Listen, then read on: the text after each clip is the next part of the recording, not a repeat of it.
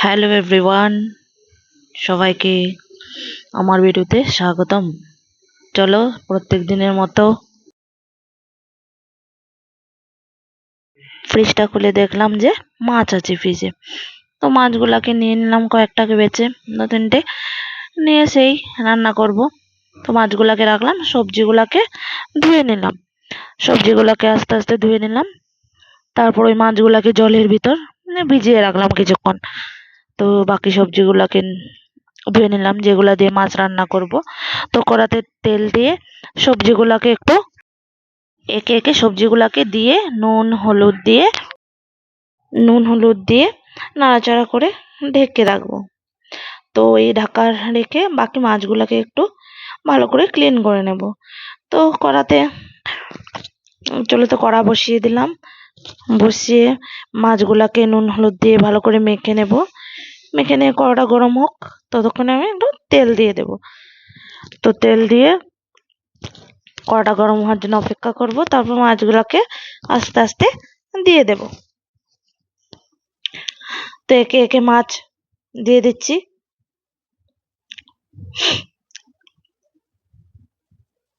মাছগুলোকে দেওয়া হয়ে গেলে এই দেখুন মাছগুলো ভালো করে তেলে ভাজা হচ্ছে। এপিট ওপিট করে উল্টে মাছগুলোকে ভেজে নেব ভালো করে। তো ততক্ষণে একটু দেখে নেই বাকি। তো এই সবজিটার জন্য বেশি কিছু দেবো না, সবজিতে একটু আদা থেতো করে আর লঙ্কা থেতো করে দেব। এটা থেতো হয়ে গেল, মাছগুলাকে উঠিয়ে নেব কড়া থেকে। উঠিয়ে ওই তেলটাতেই আলু ফুলকপি ওগুলাকে একটু ভাজা ভাজা করে নেব। ওগুলো ভাজা হতে হতে নুন হলুদ দিয়ে ওগুলাকে একটু ভাজা হওয়ার জন্য ঢেকে দেব। ওইদিকে তরকারিটাকে আবার নামিয়ে নেব। আমি একটু ফোড়ন দিয়ে দেবো, পাঁচফোড়ন আর ওই থেতো করে রাখা আদা লঙ্কাটা দিয়ে দেবো। দিয়ে এই সবজিগুলাকে দিয়ে ভালো করে একটু নাড়াচাড়া করে রেখে দেবো। সঙ্গে ওই ফুলকপি আলু দিয়ে মাছের জন্য একটু মশলা করে নেবো, ওটাও থেতো করেই করবো, গ্রাইন্ডার আর ইউজ করবো না আজকে। থেতো করে হয়ে গেলে ফুলকপি আলুগুলো ভাজা হয়ে গেছে, ওই কড়াতে একটু তেল দিয়ে আবার মশলাগুলোকে দিয়ে দেব। দিয়ে ভালো করে নাড়াচাড়া করে ফুলকপি আলুগুলোকে দিয়ে জল দেব। জল দিয়ে কিছুক্ষণ ফোটার জন্য অপেক্ষা করবো, মাছগুলাকে দিয়ে দেব।